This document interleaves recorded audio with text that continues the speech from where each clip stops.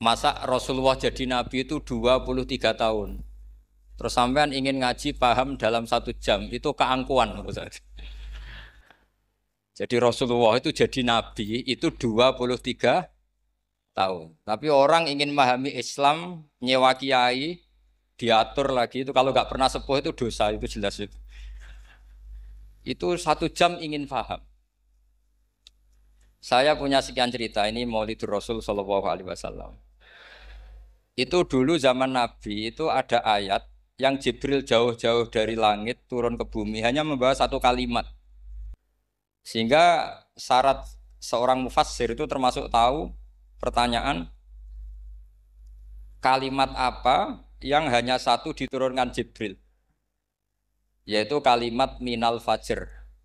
Jadi dulu awal-awal Islam itu ada ayat kamu makan wakulu washrobu hatta yatabayyana lakumul khaytul abyadu minal khaytil aswad. Jadi kalau malam puasa itu orang boleh makan selagi melihat benang putih sama benang hitam itu belum kelihatan. Tapi kalau sudah kelihatan mana yang hitam, mana yang putih berarti otomatis imsak.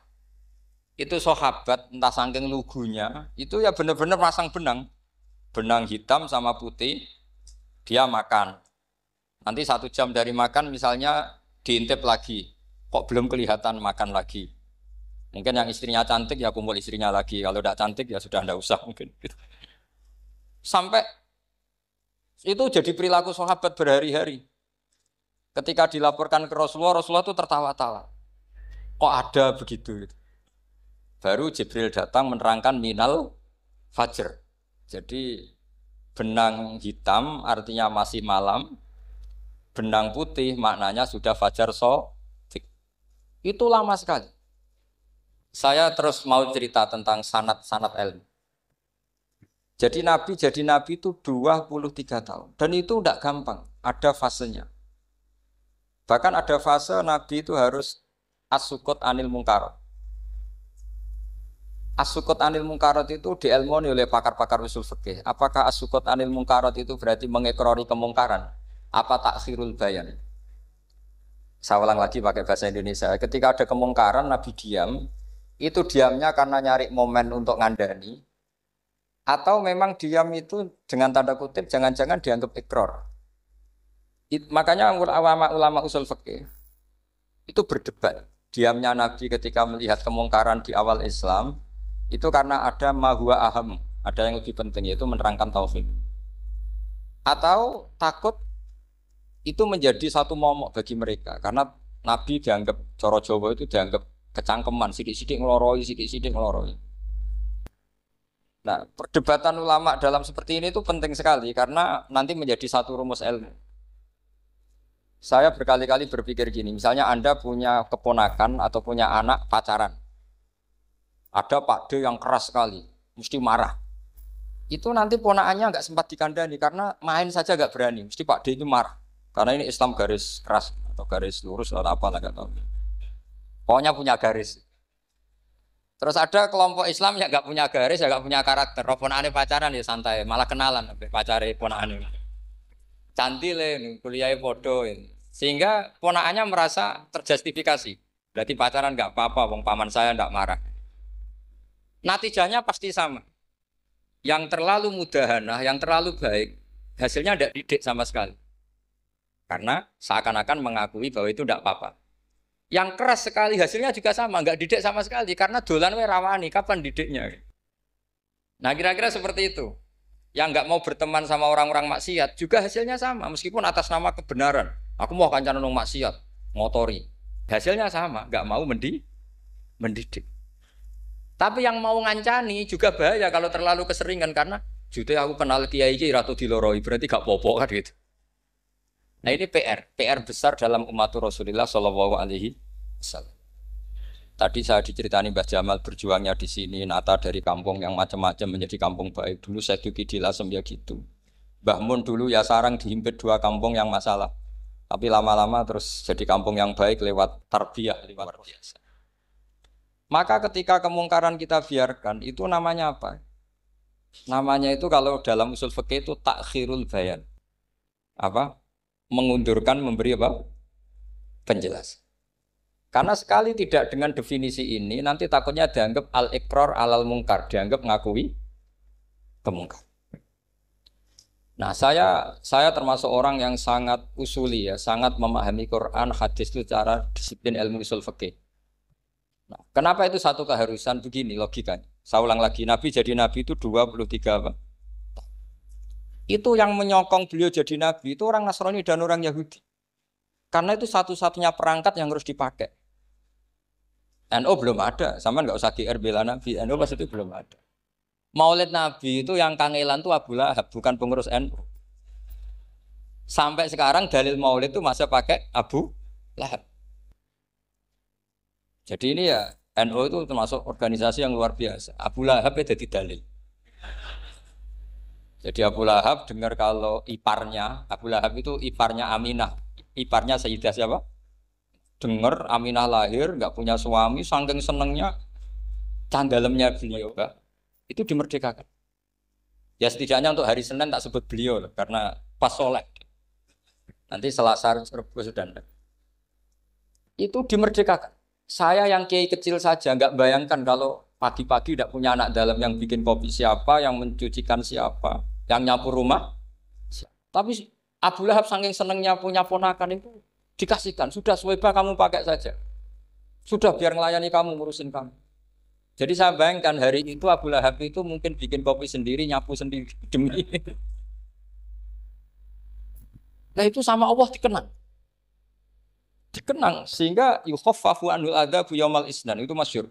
Idza kana hadza kafiron jaa dhammuhu bi tabbat yadahu fil jahimi muhal lada ata annahu fi yaumil isnaini daiman yukhaffafu anhu lisururi bi ahmada famadzannu bil abdil ladzi kana umruhu bi ahmada masruran wa mata muwahhida. Ini Abu Lahab yang kafir, hormat Maulidur Rasul saja dapat takhfiful adab, apalagi yang mukmin. Jadi itu satu-satunya dalil Maulid, itu dalilnya Abu Lahab. Ya makanya terus kita itu dibully sama kelompok sebelah, dalil kok Abu Lahab. Tapi saya pastikan awal Islam itu yang menjadi perangkat nubuwah itu hanya Yahudi dan Nasrani. Karena yang lainnya nggak tahu Nabi itu apa.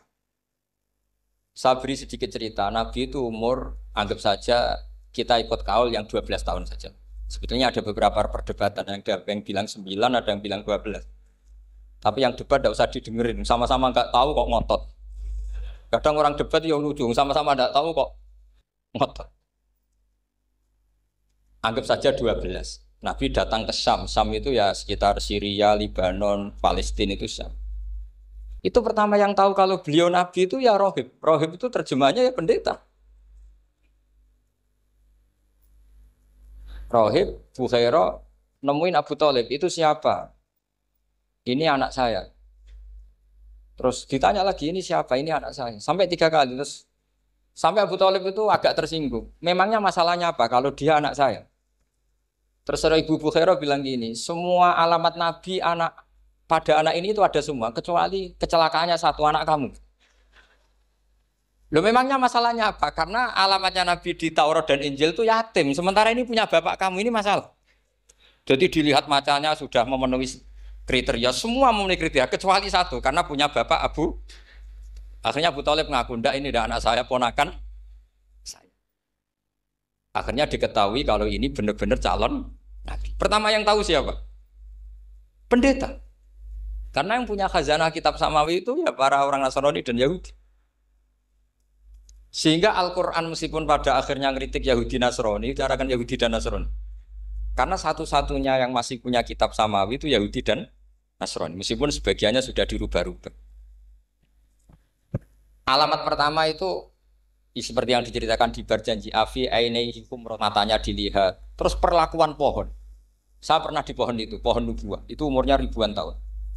Itu kalau Nabi duduk misalnya di arah barat, matahari dari barat, normalnya akan kena kesetrong matahari. Itu yang rubah itu dahannya.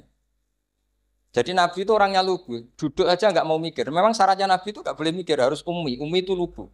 Nggak boleh Nabi mikir besok makan apa, terus menjabat apa, itu nggak boleh. Itu udah Nabi itu, maklar itu. Nabi itu nggak boleh mikir. Makanya Quran nyifati Nabi itu makun tata drimal kita bualal iman. Kamu itu tidak tahu kitab itu apa, iman itu apa. Jika Nabi itu nggak bisa jumpa pers, nggak bisa. Nabi kok memaklumatkan wah saya tadi malu, nggak bisa. Nabi itu justru bagus keliru pertama jadi Nabi. Nabi pertama ketemu Jibril itu dikira malakul maut, dia lari ketakutan. Zamiluni Khadijah saya ini takut itu tadi ada malakul maut, saya takut. Sama Khadijah dikemulin. Jadi Nabi itu nggak tahu kalau itu malaikat siapa? Jibril. Jibril nggak bisa dia kenalan nggak di seminar. Ini malaikat Jibril pernah kuliah di sini nggak bisa seperti itu. Jibril itu ya aneh. Pertama ketemu Nabi, Iqra ya Muhammad, kamu harus baca ini. Kata Nabi, Nabi Qur'an saya tidak bisa baca. Harus bisa. Dipaksa sampai 3 kali. Nabi tetap jawab, saya tidak bisa baca. Terus kata Nabi kenangnya, Tony, saya didekap. Kamu harus bisa baca. Setelah baca dilepas, Nabi lari, pulang. Pulang terus bilang ke istrinya, Zamiluni. Ini secara nahwu agak aneh, karena mukhatabahnya perempuan satu. Harusnya Zamilini. Kalau untuk perempuan harusnya idribi ya, unsuri gitu. Tapi karena Khadijah dihitung ahl itu keluarga, maka Nabi pakai khitab mudzakkar jamak zamiluni. Jadi Nabi nggak tahu kalau pertama jadi. Karena syaratnya Nabi harus ummi. Justru karena ummi itu orisinil, semua yang dikatakan Nabi pasti dari wahyu. Nanti Nabi sampeyan mikir, saya besok ngomong apa ya supaya orang tertarik.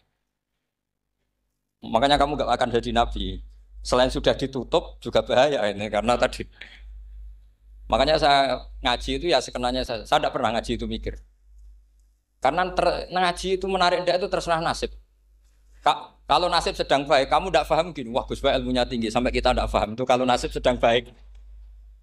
Kalau nasib tidak baik, ngomong sudah enak apa, wah sebulet tuh.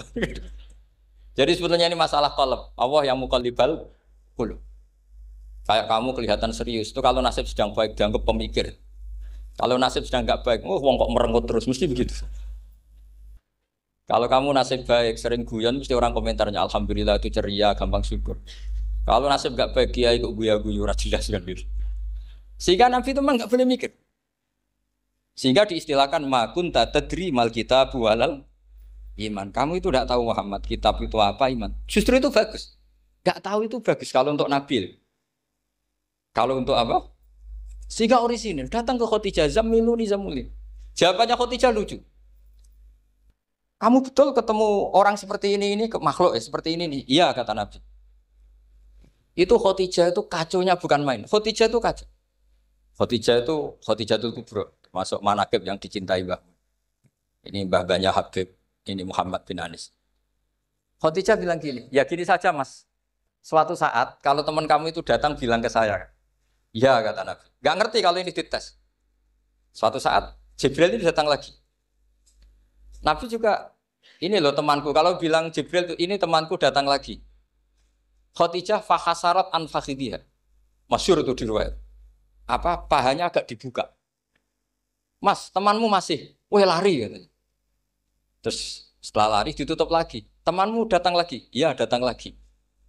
Absyir ya Muhammad, kamu harus senang. Itu benar-benar kamu itu nabi. Jadi Khadijah punya sekian definisi. Kalau nabi betul itu melihat malaikat betul itu melihat aurat itu pasti lari. Jadi dibuka. Ternyata Jibril lari. Khadijah ini tidak tahu, yang tahu nabi. Nabi ya nggak tahu kalau dites. Kalau nabi tahu, kok ngene nak dites ya. Jadi ini mungkin jadi nabi itu nggak tahu kalau dites. Mas, kalau temanmu datang bilang saya. Setelah pas Nabi sama Khadijah, Jibril datang. Masyhur itu fahasarat an fakhidhiha. Dibuka, temanmu masih Mas, lari gitu. Ditutup lagi. Sekarang gimana Mas? Datang lagi. Kamu harus seneng, kamu Nabi betul. Karena kalau itu setan, wah mesti seneng nonton aurat kan itu. Itu Nabi tidak tahu kalau dites. Kalau sampean kan tahu kalau mau dites istri. Sampai mulai kata tong wedok liya toko mesti bojo mbak servis untuk menutupi semua keburukan itu. Itu Nabi. Uniknya terus Khadijah. Nabi jadi Nabi sama Khadijah itu tahu dulu Khadijah. Nabi nggak tahu kalau mau jadi Nabi, tapi Khadijah tahu. Sehingga ketika umur 25 tahun Nabi sebagai pedagang, Khadijah itu ngirim mata-mata namanya Maisarah. Maisarah itu nama lelaki. Saya tambahi lagi Maisarah nama lelaki. Nanti kalau kamu artikan nama perempuan, oh berarti Nabi kemana-mana punya perempuan. Enggak, Maisarah itu nama lelaki. Maisarah dikirim Khadijah terus. Gimana Muhammad di perjalanan? Tudhilluhul ghamamah tuti'uhus sahaib. Kemana-mana dipayungi oleh mega, oleh awan. Sekian informasi ke Rasul ke Khadijah itu dimasukkan semua ke Khadijah. Tapi betapa kecewanya Khadijah ketika Nabi nikah umur 25 tahun, Khadijah umur 40 tahun. Itu kok gak jadi Nabi. Itu mulai kecewa sido jadi Nabi tahu.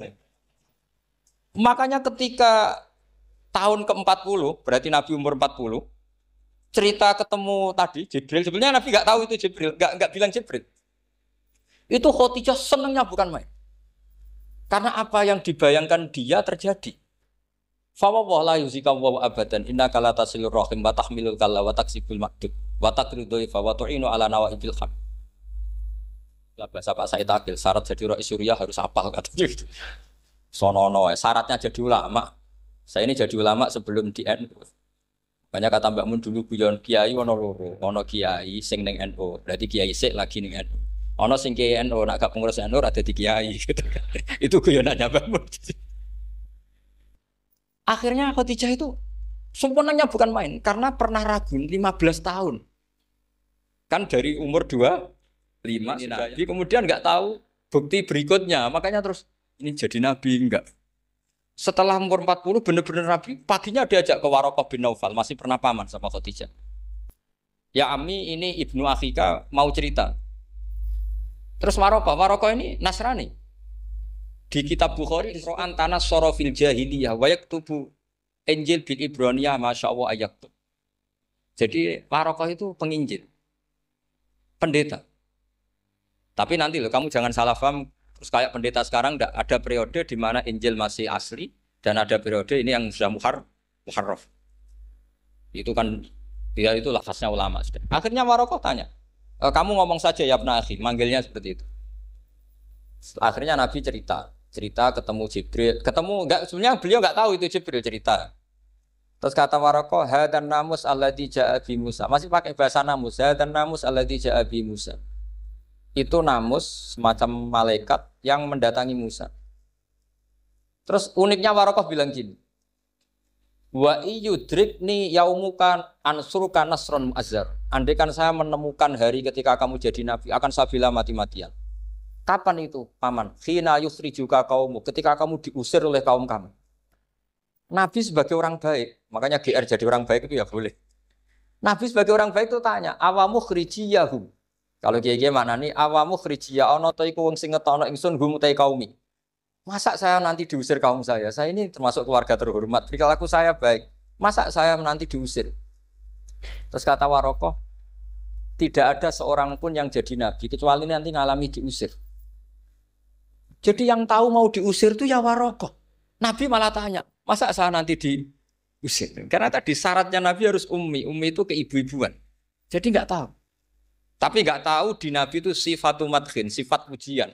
Bukan sifatu naqsin, sifat apa? Kekurangan. Akhirnya Nabi mulai sadar. Wah, jadi Nabi tenan kan gitu. Jadi saya ini termasuk orang yang sangat-sangat susah ketika orang ingin belajar Islam itu instan. Dulu Nabi jadi Nabi itu 23 tahun. Itu untuk menemukan teori masbuk, tidak nyalip imam, itu Nabi juga lama. Jadi dulu sahabat itu kayak anak-anak kecil zaman saya kecil. Itu kalau imam sudah rakaat ketiga atau rakaat keempat, itu kalau orang-orang desa kan langsung takbir, terus dia sholat. Sholat sampai 3 rakaat nyalip siapa? Imam. Nanti di rakaat keempat baru sama imam. Imam salam dia ikut salam. Itu hebat betul. Itu sama sekali nggak salah. Kalau ditanya, lo kok ikut salam? Kan sudah sama-sama 4 rakaat karena imamnya dia apa? Disalib. Jadi dia takbir terus tahu imamnya rakaat ketiga atau keempat terus nyalip sampai ke rakaat yang sama. Nanti salamnya bareng-bareng imam. Itu dulu sahabat ya gitu. Kalau Rasulullah sudah di rakaat keempat atau ketiga langsung mereka takbir Allahu Akbar nyalip. Setelah nyalip menyamakan dengan Rasulullah, Rasulullah salam juga ikut salam. Jadi itu dulu lama sekali prosesnya. Sampai ada satu peristiwa Mu'ad bin Jabal datang, kemudian Nabi sudah sholat, berarti masbuk kalau dalam bahasa fikih. Mu'ad langsung ngikuti Nabi, setelah Nabi salam baru Mu'ad menambahkan jumlah rakaat yang tertinggal. Terus semenjak itu jadi sunnatan mutaba'ah kalau masbuk ikut imam, kemudian hanya menambahkan rakaat yang apa? Tertinggal. Itu 23 tahun. Jadi saya ngisi 20 menit yang nggak paham, 2 jam yang nggak paham, 3 jam yang nggak mungkin paham. Daripada gitu ya 20 menit saja. Ya itu betul, karena saya tidak punya kemampuan untuk itu. Saya masih ingat, saya ngaji umum pertama itu di hallnya abahnya Pak Hamid Pasuruan di Lasem. Kedua di Pak Hamid Pasuruan kemarin. Terus tadi di Kiai Robah Maksum, itu ajudannya 3 kali ke saya tidak mau. Kiai Robah datang sendiri, sudah sepuh dituntun. Saya ini agak-agak soleh lah, kalau sama orang sepuh itu pengapesan. Masih ingat lah aturan mainnya laisa minna walam yarham saghirona wa yuwaqqir haqqo kabirina. Tapi yang sepuh betul kayak Mbah Jamal itu sepuh betul. Ada sepuh gaya-gayaan tidak mau. Karena memang Mbah Jamal itu besanan sama saya, Mbah Sahal itu misanan saya, misanannya Mbah saya. Terus dapat Mbah Nafisa ya keluarga sini. Saya teruskan kalau Mbah Robah itu faktornya sanad. Robah bin Maksum, Maksum ini muridnya Mbah siapa itu? Fakih Mas Kumambang. Mbah Zubair dulu ya ngajinya sama Mbah Fakih apa? Mas Kumambang. Kemarin seminggu yang lalu saya di Pondok Termas ya faktornya sepuh. Karena sanad saya Mbah Mun, Mbah Zubair, Kiai Fakih Mas Kumambang, kemudian Mbah Mahfud apa Termas. Maka berjanji itu kitab yang masalah madaih itu bagus secara tarikh. Jadi kita madaih itu beda-beda. Ada yang kayak Habib Ali. Habib Ali itu lebih ke isek itu berontok. Jika saya suka baca Simtud Duror itu kalau pas isek, pas berontok. Bronto itu ya pas kangen Nabi, biasanya saya wudhu terus baca Simtud Duror, itu pas isek. Tapi kalau saya ingin baca sejarah suka berjanji. Kalau Habib Ali jelas isek. Yang duriannya sekarang di Solo termasuk Habib Muhammad bin Husain bin Anis bin Alwi bin Ali yang punya Simtud Duror. Jika kalau beliau baca sholawat ya sholatan yattasulu biha ruhul musalli alaihi. Fayam basitu fi qalbi sirunu rita'aluki bi wa hubbi. Fayuktabu biha bi inayatillahi nabu fi hisbi. Kalau berjanji enggak, dia tahu problem utama Nabi itu nasabnya karena beliau orang Quraisy, orang jahiliyah yang dikira enggak punya darahnya Nabi Ibrahim. Maka beliau pertama ngarang diantaranya wabatu fa'akul huwa Muhammad bin Abdullah bin Abdul Muttalib wasmuhu Syaibatul Hamdi Khumitat Khisalusaniyah. Saya pastikan Muhammad cucunya Abdul Muttalib. Dia yang punya pintu yang mau masuk ke Ka'bah namanya Babu Bani Syaibah. Itu nama lain dari Abdul Muttalib. Terus diteruskan. Abdul Muttalib bin Hashim terus sampai wa'adna nubila roibin idza dawil ulumin nasabiyah ila dabihi Ismail nisbatuhu wa muntah. Karena berjanji ingin ngomong, ingin memaklumatkan ini Muhammad. Kamu kira orang mana? Beliau adalah turunan Ibrahim. Kayak apa alimnya yang ngarang berjanji? Nah, saya berkali-kali ngomong di mana-mana. Lah berjanji itu nasibnya kurang baik. Dibaca bahasa Arab, yang baca nggak paham, yang dengar nggak paham. Akhirnya kubu sebelah dianggap baca mantra. Nah, terus dihukumi bid'ah kan? Coba kalau itu ditulis bahasa Indonesia. Nasab Muhammad. Dia punya bapak Abdullah, punya mbah Abdul Muttalib gini-gini. Paling kubu sebelah tidak akan bilang bid'ah. Mesti ngomong ini buku sejarah. Jadi gara-gara bawa bahasa Arab, sing maca ora paham, sing nyenggaki ora paham, terus koyo mantra. Sing kritik yo luwih ora paham. Sudah akhirnya. Jadi berjanji itu bela-belain Nabi itu yang dilihat sisi nasab. Makanya beliau ngendikan wa'adna bila raibin inda dzawil ulumin nasabiyah ila dzabihi Ismaila nisbatuhu wa. Itu juga orang Yahudi. Akhirnya orang Yahudi banyak yang iman. Ternyata Muhammad itu tidak orang lain. Sampai mereka bilang Muhammad minal asbab. Muhammad itu enggak lain saudara kita. Akhirnya orang Yahudi banyak yang iman.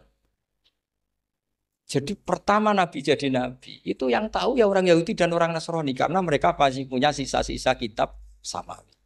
Itu yang diceritakan Ka'bil Ahbar. Ya al-haditsus tsani an Yasar bin Atha an Ka'bil Ahbar. Qala allamani abi Tawrata ila sifran wahidan kana yaktimuhu wa yudkhiluhus sunduk falamma mata abi fatahtuhu fa idzan fi nabiyyun yakhruju akhiras zaman maulidu bi Makkah wa hijratu bil Madinah wa sultanuhu bisyam. Ya, jadi ini saya urun nerangkan maulid. Tapi jangan diundang lagi. Ya, jadi, pokoknya saya Ini kaidahnya jelas. Kalau tidak pernah sepuh ngundang saya haram. Aturan fikihnya kan gitu. Kalah alim ngatur yang alim haram. Kalah tua ngatur sing tua haram. Tapi nak wong tua ngatur sing nom ono kemungkinan halal. Mergo ono kemungkinan sing nom ra nurut wong tua itu dosa. Makanya kalau saya dipanggil yang pernah sepuh, waduh cocok ra cocok ya samina wa ta'na. Karena Mbak Jamal ini abahnya Gus Rozin, biasanya basal. Terus saya pokoknya tak ingat saya pengajian umum itu baru ke-7 ke 8. Semoga ya nanti sampai mati ya jumlahnya masih bisa terhitung. Tapi kalau ngaji rutin saya terus ngaji rutin. Saya pernah baca hikam di Jogja khatam.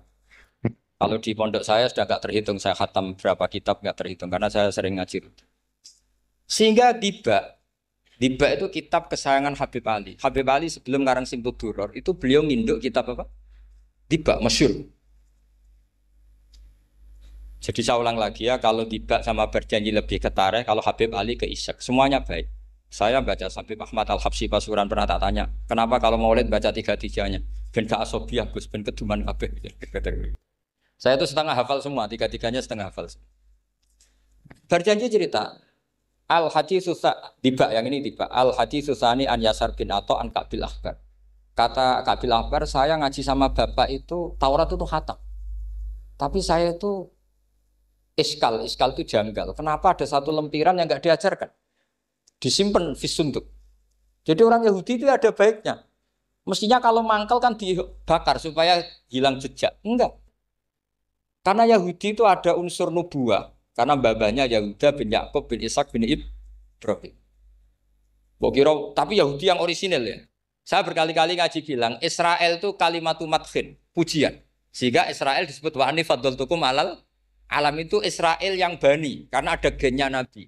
Kalau Israel yang sekarang itu nation, sebuah negara. Mereka ada yang Zionis, ada yang turunan Eropa, Amerika, terus Islamfobia. Itu beda Israel yang negara dengan Israel yang bani.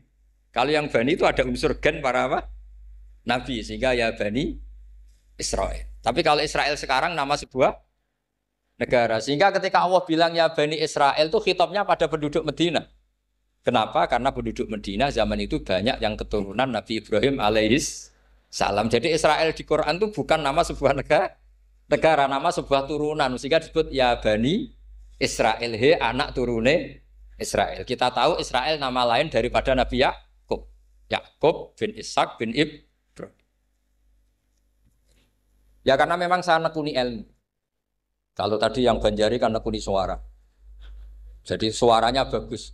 Itu kalau nggak ditopang al-jamalul akli, logikanya juga bagus. Itu bahaya, nanti orang mau nyanyi tok.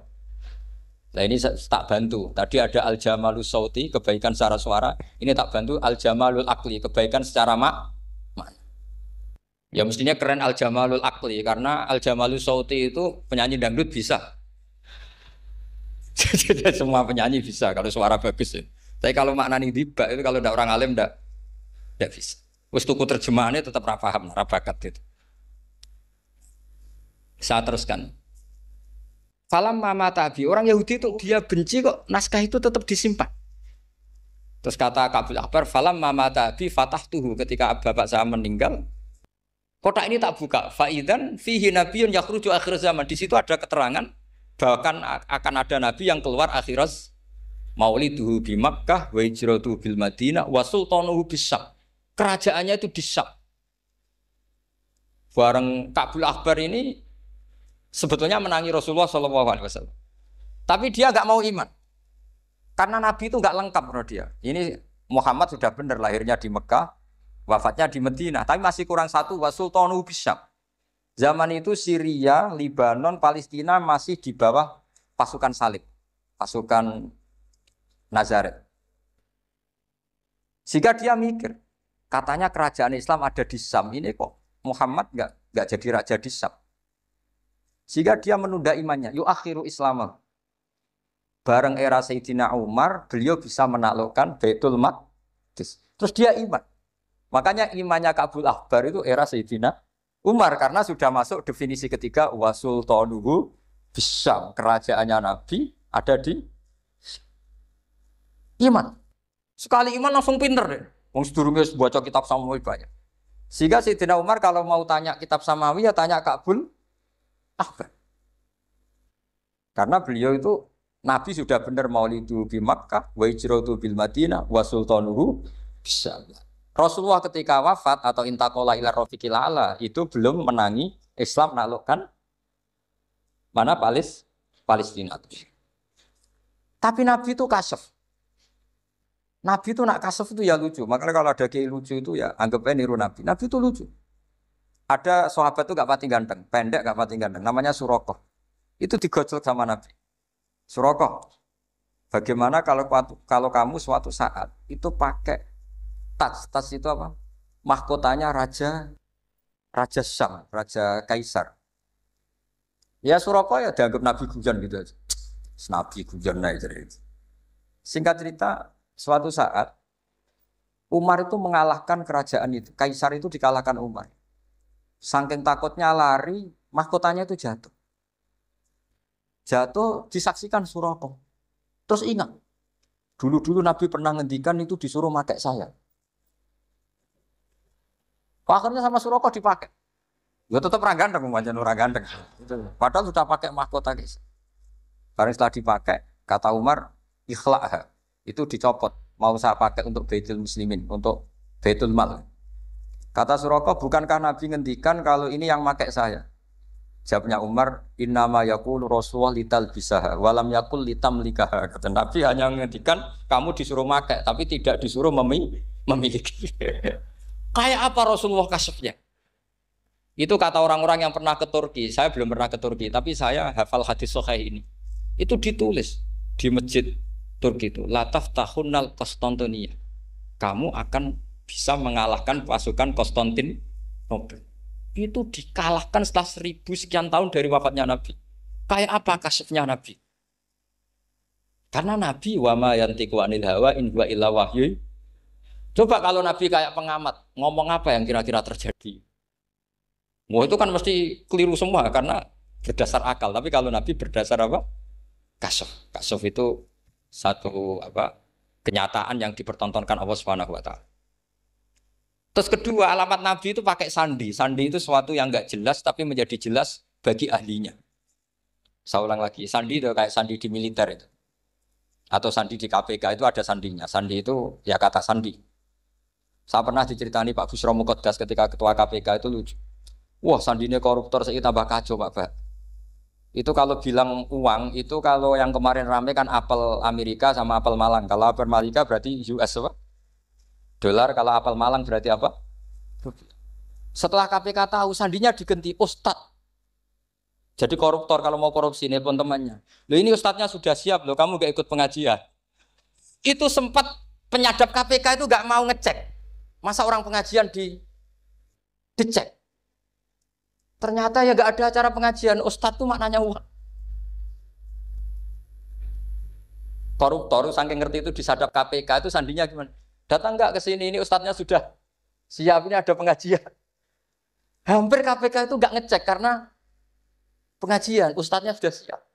Setelah digerebek ternyata ustadz tuh sandi dari makna apa? Uang, gak kurang ajar itu ustadz katanya. Jadi kalau di sini ditangkap KPK berapa ustadz ini sudah? Ada Habibnya lagi, ada Habib Muhammad ini. Nah, Al-Farisi itu pemikir, dia orang Persia. Di mana-mana orang Persia itu pemikir. Persia itu kalau sekarang ikut Iran. Itu dia ngaji lama sekali sama pendeta-pendeta itu. Kebetulan dia punya pendeta yang belum muharraf, belum muharrif atau belum muharraf. Kalau muharrif orangnya, kalau muharraf itu kitabnya atau bukunya. Setiap dia ngaji sama pendeta dikasih tahu. Terus kecewa beberapa kali, walhasil ketemu pendeta yang benar. Sudah, kamu tidak usah ngaji sama saya. Kamu datang saja ke Yasrib, ke Madinah sana, ke Yasrib. Di situ Nabi akhir zaman sekarang sudah ada kan. Ini yang ngomong pendeta. Ya.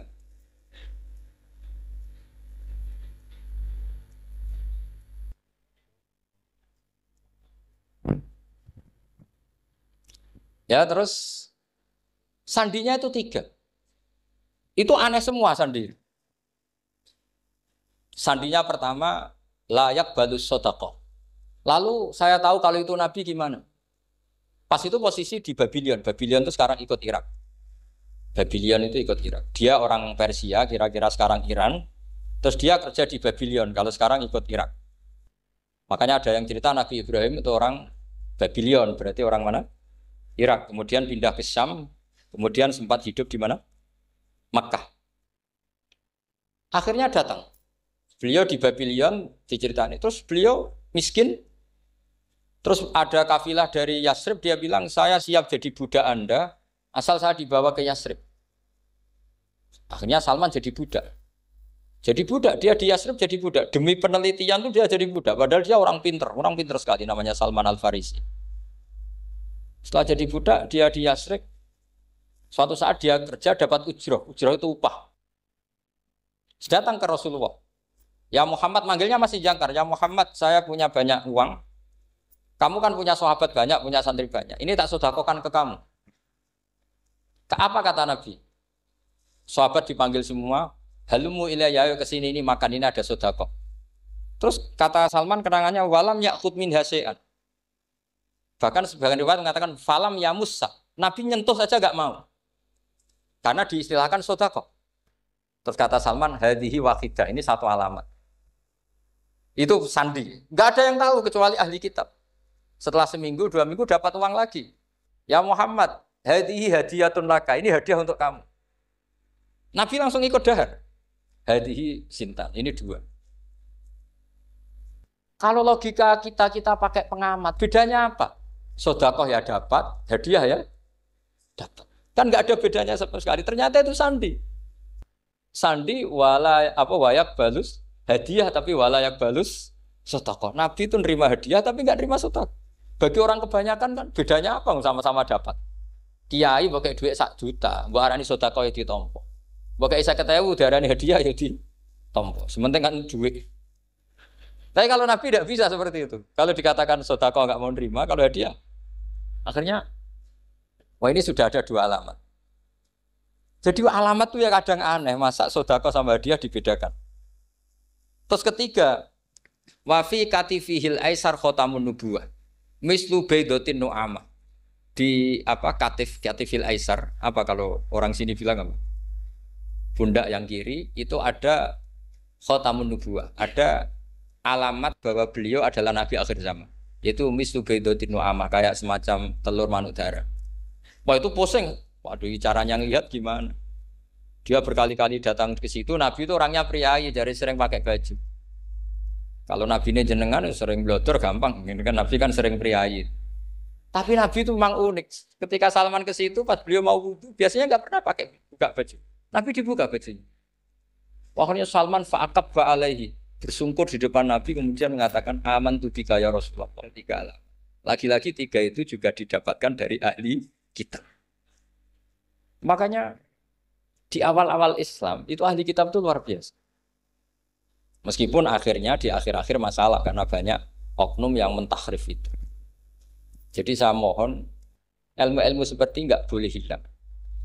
Jangan mentang-mentang orang Yahudi Nasrani sekarang sudah muharraf, kamu terus anti sama sekali. Tetap ada sisa-sisa samawi. Karena mereka masih megang kitab apa? Samawi. Jadi kita fair saja. Yang salah ya salah, yang benar gini apa? Benar. Makanya saking fairnya Nabi, ini harus ditiru oleh semua orang NU, orang Muhammadiyah, orang apa saja. Nabi itu kalau menghormati satu ilmu itu luar biasa. Kata Sayyidina Umar, saya ini punya naskah banyak Taurat karena naskahnya menarik ya Rasulullah. Ada sahabat lagi cerita begini-begini. Jawabannya Nabi apa? La tusaddiquhum wa la tukadzibuhum. Kamu ya jangan bilang iya, ya jangan bilang tidak. Kalau kamu bilang iya, ternyata yang pas muharraf, yang pas sudah ada orisinil. Kamu bilang, wah itu bohong semua, ternyata ada yang masih orisinil. Kayak apa Rasulullah hati-hatinya? La tusaddiquhum wa la tukadzibuhum. Kalau sekarang enggak, orang ekstrim, pokoknya salah.